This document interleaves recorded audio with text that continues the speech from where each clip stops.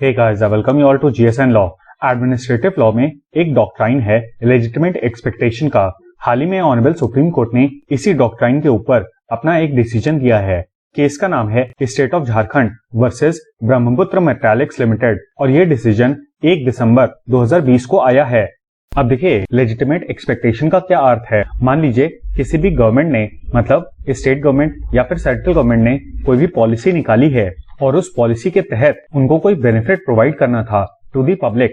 अब जाहिर सी बात है कि गवर्नमेंट अगर कोई पॉलिसी निकालेगी तो पब्लिक की जो एक्सपेक्टेशन है वो गवर्नमेंट से बढ़ जाएगी। अब प्रेजेंट केस में झारखंड गवर्नमेंट ने ये कहा था कि वो इंडस्ट्रियल यूनिट्स को 50% रिबेट प्रोवाइड करेंगे ऑन दी इलेक्ट्रिसिटी ड्यूटी। अब ये इनकी इंडस्ट्रियल पॉलिसी थी जिसको कि इन्होंने वाया नोटिफिकेशन इम्प्लीमेंट करने की कोशिश की थी। इसी के संबंध में ये पूरा केस है और यहाँ पर लेजिटिमेट एक्सपेक्टेशन के अलावा प्रोमिसरी एस्टॉपल का भी कंडीशन बताई है। अब आपको लेजिटिमेट एक्सपेक्टेशन समझ में आ गया होगा। हाउएवर, प्रोमिसरी एस्टॉपल क्या है? सिंपल सा ये समझिए कि इसका अर्थ है जो वादा किया वो निभाना पड़ेगा। फॉर एग्जाम्पल, प्रेजेंट केस में झारखंड गवर्नमेंट ने कहा था कि 50% रिबेट प्रोवाइड की जाएगी टू दी इंडस्ट्रियल यूनिट्स। अब ये गवर्नमेंट ने वादा किया है और ये एक्सपेक्ट किया जाता है कि गवर्नमेंट अपने वादे को निभाएगी। अब देखिए, ये टॉपिक कॉन्ट्रैक्ट से भी रिलेटेड है और इंग्लिश लॉ के तहत काफी सारे जुडिशियल डिसीजंस आए जिसमें यह कहा गया कि प्रोमिसरी एस्टॉपल को स्वॉर्ड की तरह इस्तेमाल नहीं किया जा सकता इन केसेस ऑफ दैट प्रॉमिस जहां पर कंसिडरेशन नहीं है। अब कॉन्ट्रैक्ट लॉ के कुछ बेसिक्स की बात करें तो offer plus acceptance is equal to agreement and agreement plus enforceable by law is equal to contract. और हमने ये भी पढ़ा था कि एक लॉफुल कॉन्ट्रैक्ट के लिए एक लॉफुल कंसिडरेशन होना जरूरी है, लेकिन इंग्लिश लॉ के हिसाब से यदि किसी प्रॉमिस में कंसिडरेशन नहीं है तो वहां पर आप प्रोमिसरी एस्टॉपल एक्सरसाइज नहीं कर सकते। अब देखिए, ओवर द इयर्स इस चीज को एक शील्ड की तरह इस्तेमाल किया जाता था in order to restrict the enforcement of promissory estoppel, लेकिन इसके ऊपर कोई भी डेफिनेटिव प्रोनाउंसमेंट नहीं आया था। मतलब जगह जगह पर अलग अलग केसेस में इस चीज के ऊपर हेल्ड किया गया था। हाउएवर, कोई पर्टिकुलर केस नहीं था। ऐसे में हाउस ऑफ लॉर्ड्स ने ये कहा कि प्रोमिसरी एस्टॉपल के केस में कॉज ऑफ एक्शन अरोज हो सकता है, लेकिन इसमें डिफिकल्टी है और इसी वजह से स्वॉर्ड की जगह प्रोमिसरी एस्टॉपल को शील्ड की तरह इस्तेमाल किया जाने लगा। दूसरी तरफ यूनाइटेड स्टेट्स और ऑस्ट्रेलिया जैसे कॉमनवेल्थ नेशंस में प्रोमिसरी एस्टॉपल के ऊपर बहुत ज्यादा रेस्ट्रिक्शंस नहीं लगाए जाते। भारत की बात करें तो भारत ने एक बहुत ही ज्यादा एक्सपेंसिव स्कोप अपनाया। अब देखिए, इसका कारण ये है कि हमारे यहाँ जो लिटरेसी है वो काफी कम है और ऐसे में जो लोअर स्ट्रेटा ऑफ पॉपुलेशन है वो बिना किसी रिटन अग्रीमेंट के प्रॉमिस ऑफर करने वाले व्यक्ति को अपनी कंसेंट दे देते हैं। ऐसे में प्रोमिसरी एस्टॉपल का इस्तेमाल करना बहुत ही ज्यादा जरूरी था। अब इसके ऊपर केस है Motilal Padampat Sagar mills versus state of UP. ये 1979 का केस है जहां पर ऑनरेबल सुप्रीम कोर्ट ने प्रोमिसरी एस्टॉपल को प्रिंसिपल ऑफ इक्विटी का पार्ट बताया और कहा कि यह डॉक्ट्राइन ऑफ कंसिडरेशन से इफेक्ट नहीं होगा as in the case with English law. अब आइए देखते हैं कि लेजिटिमेट एक्सपेक्टेशन और प्रोमिसरी एस्टॉपल के बीच में क्या रिलेशन है। अब इंग्लिश लॉ में ये दोनों ही डॉक्ट्राइन्स साइमल्टेनियसली डेवलप हुई हैं। इन दोनों में डिफरेंस सिर्फ एक बात का है कि जो लेजिटिमेट एक्सपेक्टेशन है वो पब्लिक लॉ के केस में अप्लाई हुआ, जबकि जो प्रोमिसरी एस्टॉपल का डॉक्ट्राइन है वो प्राइवेट लॉ के केस में अप्लाई हुआ। इसी चीज को ध्यान में रखते हुए प्रेजेंट केस में ऑनरेबल सुप्रीम कोर्ट ने कहा है कि डॉक्ट्राइन ऑफ लेजिटिमेट एक्सपेक्टेशन का जो बेसिस है वो principle of fairness in the governance है। ये डॉक्ट्राइन प्ले में तब आता है जब किसी इंडिविजुअल को ये बिलीव हो गया हो दैट ही और she will receive any substantive benefit. अब इंग्लिश लॉ के तहत promissory estoppel cause of action का बेसिस नहीं बन सकता, लेकिन same is not the case with legitimate expectation. साथ ही साथ ये भी ध्यान रखेगा कि जो लेजिटिमेट एक्सपेक्टेशन का स्कोप है वो काफी ज्यादा वाइड है in comparison to promissory estoppel, क्योंकि इसमें प्रॉमिस के अलावा ऑफिशियल प्रैक्टिस को भी कंसिडर किया जाता है। इसके बाद प्रोमिसरी एस्टॉपल के केस में आपको ये बताना पड़ेगा कि आपको क्या लॉस सफर हुआ है because of your reliance on the promise. अब देखिए, फॉर एग्जाम्पल आपने केस पढ़ा होगा केदारनाथ वर्सेस गोरी मोहम्मद। अब देखिए, इस केस में ये प्रॉमिस किया गया कि आप कंस्ट्रक्शन करिए और उसके लिए पैसा हम आपको प्रोवाइड करेंगे, लेकिन बाद में पैसा प्रोवाइड नहीं किया गया जिसकी वजह से जो प्रॉमिसी था उसको लॉस इनकर हुआ। यही चीज यहाँ पे भी कही गई है। अब देखिए, जनरली ये सफिशिएंट होता है कि आप प्रॉमिसी के स्टैंस को प्रूव कर दें कि he has altered his stance.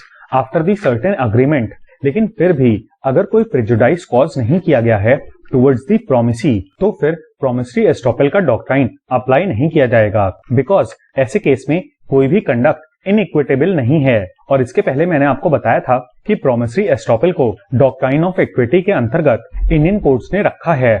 लेकिन दूसरी तरफ अगर लेजिटिमेट एक्सपेक्टेशन की बात करें, इस चीज की रिक्वायरमेंट नहीं है। और इसीलिए जब हम लेजिटिमेट एक्सपेक्टेशन की बात करते हैं in regards to public law, तो हम प्रिंसिपल्स ऑफ फेयरनेस और आर्बिट्रेरीनेस को देखते हैं in regards to conduct of the public authorities. अब देखिए, इन सारे कॉन्सेप्ट्स को देखने के बाद ऑनरेबल सुप्रीम कोर्ट ने यह भी कह दिया कि इसका यह बिल्कुल भी मतलब नहीं है कि अगर स्टेट किसी प्राइवेट पार्टी के साथ प्राइवेट कॉन्ट्रैक्ट करता है तो वहां पर भी प्रोमिसरी एस्टॉपल अट्रैक्ट नहीं होगा। मतलब ऐसा नहीं है कि बहुत स्ट्रिक्ट सेंस में इसको पब्लिक लॉ का पार्ट माना जाए। कोर्ट ने यह भी बताया कि इवन इन इंग्लिश लॉ, जहां पर भी स्टेट ने किसी प्राइवेट पार्टी के सामने अपना रिप्रेजेंटेशन रखा है, तो भी उस केस में प्रोमिसरी एस्टॉपल अप्लाई नहीं होगा। लेकिन भारत में ऐसी कंडीशन नहीं है। भारत में ये दोनों ही डॉक्ट्राइन्स आपस में एक दूसरे से जुड़े हुए हैं। और कोर्ट का यह भी कहना है कि हमारे यहाँ जो भी सिटीजन्स हैं वो स्टेट के ऊपर ट्रस्ट करते हैं, और इसी वजह से लेजिटिमेट एक्सपेक्टेशन के केसेस में प्रोमिसरी एस्टॉपल भी अप्लाई किया जाता है। और जब भी पब्लिक अथॉरिटीज अपनी प्रोमिसेस को पूरी नहीं करती तो सिटीजन्स का ट्रस्ट टूट जाता है। अब देखिए, प्रेजेंट केस में जो भी सिचुएशन आई उसकी वजह से कोर्ट का कहना था कि एक बिजनेस फ्रेंडली क्लाइमेट के लिए स्टेट ने जो भी चीजें प्रॉमिस की हैं उनको वो पूरा करना चाहिए, because it is a part of the legitimate expectations. अब जाहिर सी बात है कि कोई भी बिजनेस किसी आइसोलेटेड सिनेरियो में डेवलप नहीं होता, बल्कि उसके डेवलपमेंट के लिए एक प्रॉपर इंफ्रास्ट्रक्चर की जरूरत होती है। और बिजनेसेस को बढ़ावा देने के लिए अगर कोई पॉलिसी आई है तो गवर्नमेंट को यह इंश्योर करना चाहिए कि दैट पॉलिसी इज फुलफिल्ड। इसी के ऊपर एक केस है national building construction corporation versus S Raghunath. ये 1998 का केस है, जहां पर ऑनरेबल सुप्रीम कोर्ट की 3 जजेस की बेंच ने कहा था कि जो लेजिटिमेट एक्सपेक्टेशन का डॉक्ट्राइन है it is originated from administrative law. साथ ही साथ ये भी कहा गया था कि जो गवर्नमेंट है और उसके डिपार्टमेंट्स हैं उनसे ये एक्सपेक्ट किया जाता है कि दे ऑनर देयर प्रोमिसेस। कोर्ट ने यह भी कहा था कि कोई भी पॉलिसी स्टेटमेंट ना तो डिसरिगार्ड किया जा सकता है और ना ही सेलेक्टिवली अप्लाई किया जा सकता है, और ऐसी सिचुएशन नेचुरल जस्टिस के प्रिंसिपल्स का हनन है। लेकिन जहां पर भी आप doctrine of legitimate expectation invoke करते हैं वहां पर डेट्रीमेंट या फिर लॉसेस भी देखने होते हैं कि उस लेजिटिमेट एक्सपेक्टेशन की वजह से आपने कोई कंडक्ट किया और आपको उसकी वजह से लॉस हो गया है due to the change in instance of the promisee, तभी आप इस डॉक्ट्राइन को इन्वोक कर सकते हैं। और इसी वजह से भारत का लेजिटिमेट एक्सपेक्टेशन का डॉक्ट्राइन प्रोमिसरी एस्टॉपल पे बेस्ड है। ध्यान रखिएगा कि ये सारी बातें इंग्लिश लॉ में लेजिटिमेट एक्सपेक्टेशन और प्रोमिसरी एस्टॉपल की क्या सिचुएशन है इसके विषय में कहा गया है। कुल मिला के ध्यान रखिएगा कि इंग्लिश लॉ में इन दोनों ही डॉक्ट्राइन्स को अलग अलग रखा गया है, जबकि भारत में ये दोनों ही डॉक्ट्राइन्स इंटरमिंगल्ड हैं। इसके अलावा कोर्ट ने एक कॉन्करिंग ओपिनियन को भी कंसिडर किया, जो कि मोनेट इस्पात वर्सेस यूनियन ऑफ इंडिया के केस में जस्टिस गोखले के द्वारा दिया गया था, जहां पर इन दोनों ही डॉक्ट्राइन्स में कंसिडरेशंस की बात की गई थी।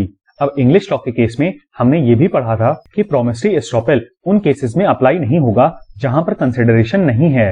हाउएवर, इंडियन लॉ के रिगार्डिंग कोर्ट ने ये कहा कि यहाँ पे जो कंसिडरेशन है वो रीजनेबलनेस और फेयरनेस ऑफ द स्टेट है।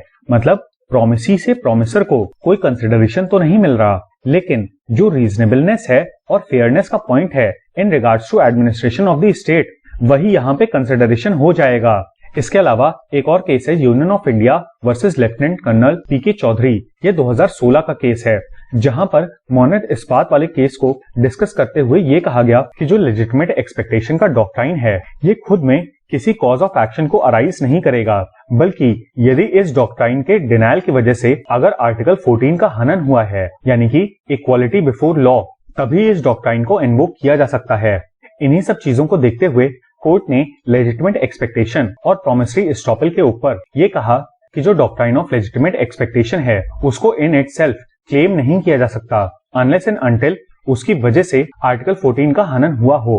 साथ ही साथ कोर्ट ने एक और टर्म यूज किया, सब्सटैंटिव लेजिटिमेट एक्सपेक्टेशन, और इसके तहत किसी भी व्यक्ति को किसी भी आर्बिट्ररी कंडक्ट से प्रोटेक्ट करने की गारंटी दी गई है in regards to article 14 of the constitution.